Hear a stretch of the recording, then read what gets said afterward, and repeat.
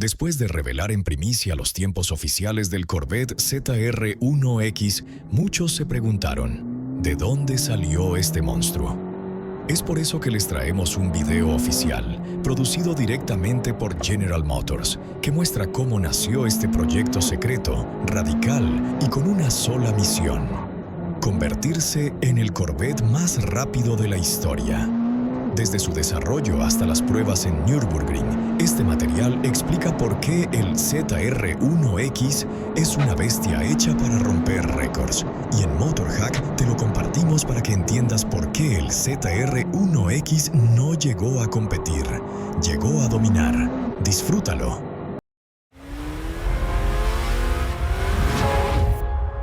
The Nürburgring is the ultimate proving ground. It's the world stage. It's the most intense track. There's nothing like it. We're definitely looking to break some records. 3 Corvettes, 3 different drivers, driving for fast laps. It's been 14 years since we've set a fast lap there. It's time to go back. Let's see what happens.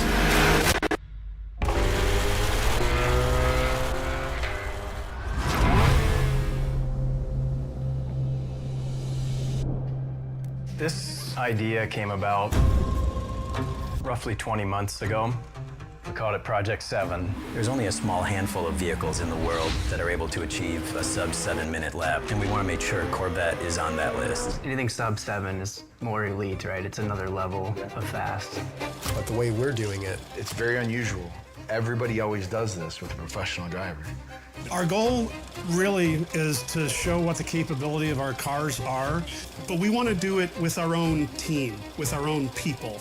I've known Aaron, Brian, and Drew for at least 20 years. They're not professional drivers, they're engineers, but the fact they're capable enough to come out and do this on the Nürburgring, I think it's a challenge.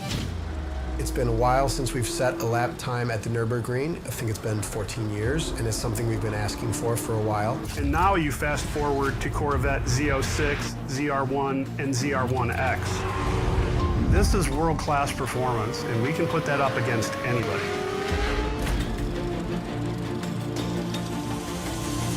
Early on, we made the decision, Let's just continue this mantra to go prove to the world, we don't need a professional driver to do this. Bringing these Corvettes to Nürburgring, it's all about reestablishing Corvette on the world stage of lap times. It started last year with the ZR1, where we ran North American lap records and established those for the car. And at some point, we all said, all right, can we do the Nürburgring now? We get the question about why do we come here to the Nürburgring quite a bit, and really this place is truly unique around the world. If your car can be good here, it can be good anywhere. you know, in the months leading up to our trip to Germany, There was a lot of background work that we did at Milford. to figure out what's the best way to get an extremely fast lap time that we're all going to be proud of. We use the simulator to help us fine-tune things and prepare for our trip coming up. The track map is like millimeter perfect to the actual track. They do a laser scan. It's such a long lap, so many little tricks and unique things you do there that helps you keep it fresh in your mind and keeps your timing and cueing kind of sharp for going there, yeah. All right, ready to go. Aside from just getting ready to drive, you know, as we prepare for this trip, a lot of the logistics fall upon our team. Here we go. It's like leaving a kid behind for college. Like, all right, good luck, yellow car. Yeah, everybody's see you in a month. Don't flunk out the first semester. Don't miss your flight. There's a lot of moving pieces that are coming overseas, so we have to make sure that we have all the equipment that we need here to make sure that all the cars are on track and we're able to get all the laps in that we're able to. It's a huge logistical circus at times. And it kind of is a circus. Doing it with one car is hard enough. And Zach was the ringleader for all of this. You know, it's crazy how much goes into these trips at their shipping department with customs. It's just nonstop. Trucks don't run in Europe on Sundays, and Monday is a holiday in Germany. So, thus needing to start driving on Tuesday morning, 8 a.m., the cars need to be there by Saturday. I don't see any other way. Frankfurt departure. Start this fantastic journey. There's our bird. Ladies and gentlemen, this is your captain speaking. We are making our initial descent into Frankfurt. We want to thank you for flying with us today. Beautiful day in Frankfurt. Winding roads, unlimited speed, just let her rip. Our team went to Germany for the Nürburgring industry pool. We had a down week in between that and the fast laps, but to do it the right way, to rent the track, to bring the equipment, to bring the people, this was it. When we developed the Z06, we were completely amazed at how well that car did on its first lap. That set a really good foundation and gave us all the confidence we needed that we could strap on another 400 horsepower to the car and put some more aero on the car and it would take it. Finally being here with all the cars and the team, now it's time to get behind the wheel and get a couple laps under our belt and just sort of get comfortable with the track. We came out here with one goal, and that's to be the Fastest American supercar that's ever lapped the Nürburgring. This track, it's 12.9 miles of enormous challenge for a vehicle. This is the most difficult track you can possibly attempt this type of thing on. Every corner, every section is different. And so to keep your focus up and maximize at each one of the corners, it's a challenge. We had 3 cars and we had 3 teams of 3. Each car before it leaves has to have hot tires put on it. So we had 8 tire ovens available. So the challenge is the tires need 2 hours to be able to heat up to temperature before we can actually put them on the car. It's an orchestrated effort of when cars go out, when tires go in the ovens, and having some forethought to what cars are going to need to run, because there's a very short window for when we were able to make fast laps based on the track temperature. And from the very start of industry pool, like right away, we're checking fuel levels down to the exact liter, decimal, percentage, try to figure out exactly where our fuel trims need to be. Every single lap is essentially a practice hot lap so that we're locked in for when it really mattered. Each driver will have a different approach into how they feel comfortable entering corners, exiting corners, and so they'll look at the data on each lap. And a lot of times we're just spending time looking at vehicle speed and our approach and throttle application and brake application to help define small chunks where we were better one run versus another, and we can sit there and dissect from lap to lap where we can make improvements. Because you can brake all the way through there. Brake all the way, yeah, into the left. So I think there's some opportunity here. This is a difficult place to set a lap time. You have to put a lot into it. You got to plan ahead and hope that your weather's good, your situation's good.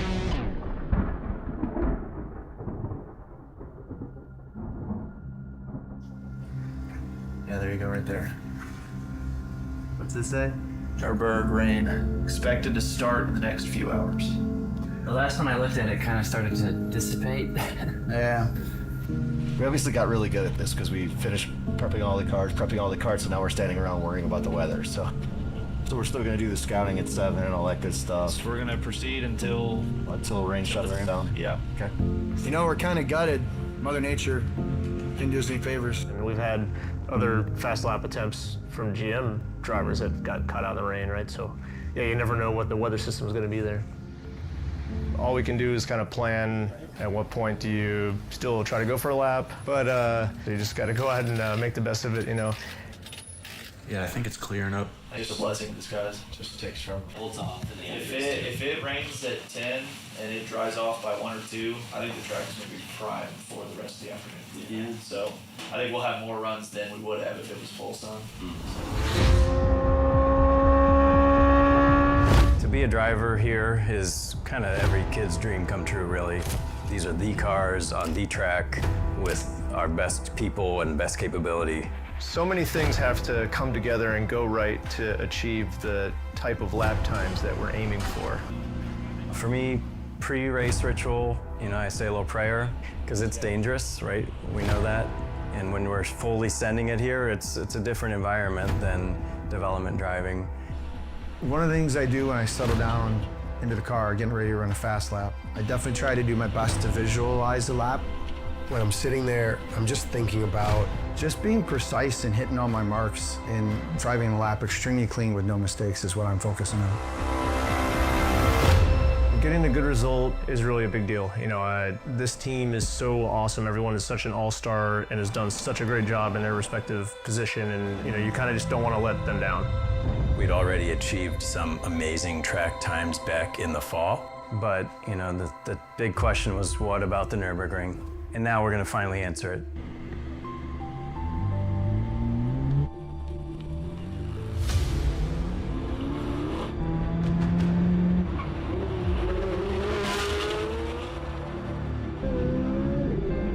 There's a lot of pressure on our shoulders to make sure we perform with what our customer base wants to see and they've been asking for. We take that pretty seriously, and there's a lot of pride in us being able to represent the Chevy Corvette ZR1 in such a manner that we do it safely and we do it really fast and we beat the competition.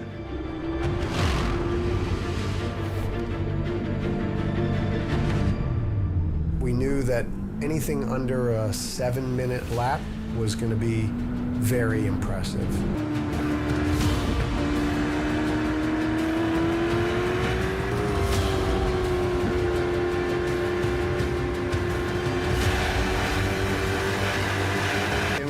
At this track with the ZR1X, it's hard to really think about much when you're driving a lap around here. The way this car accelerates is like being shot out of a cannon. It's really special and awesome, and it's so much fun. So I was able to run the lap a couple times, and every lap our time was getting better and better.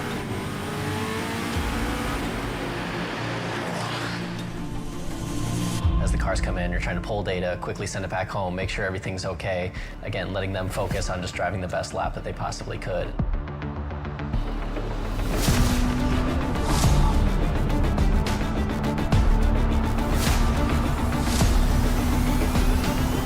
While you're out there, there's no communication with the team.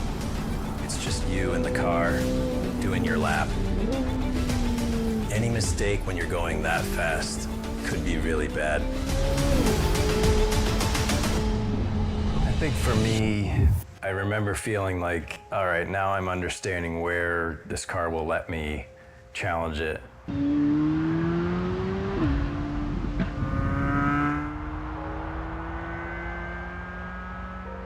The Nürburgring is the pinnacle, right? Everybody brings their best there. That's Right. what's special about it. The level of downforce in this car just makes you super comfortable. And I knew one of the biggest hurdles was going to be how fast this car was going to be coming into corners and how fast I was able to go through those corners. Where your min speed is like 148 miles an hour and you're coming in at 184 miles an hour.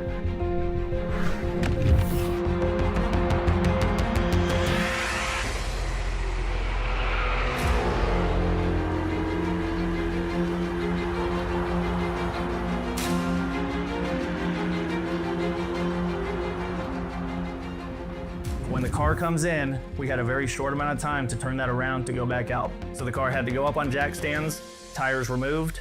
There had to be a safety check to make sure that nothing's cracked, nothing's broken, so that the car can actually make another lap. And then we had to get fans on the radiators to make sure the engine can get cooled back down so we're not robbing power due to temperature. So all of that had to happen in a very quick fashion so that we can then get tires back on the car, drop it, and then roll as quickly as we could. We got a copy, bring it out. Everybody's working hard, going for the best times.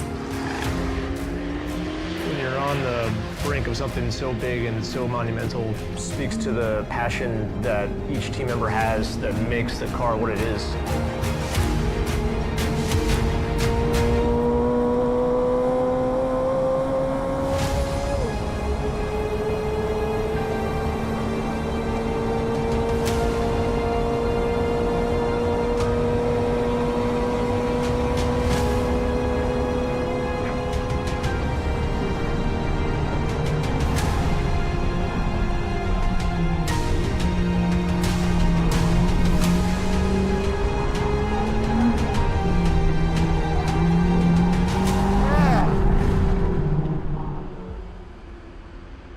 "25, 30 years ago, if I would have envisioned myself here talking about, hey, I just was able to represent our company and our team and our product on the most difficult track in the world, and we accomplished what we wanted, It doesn't get any better than that.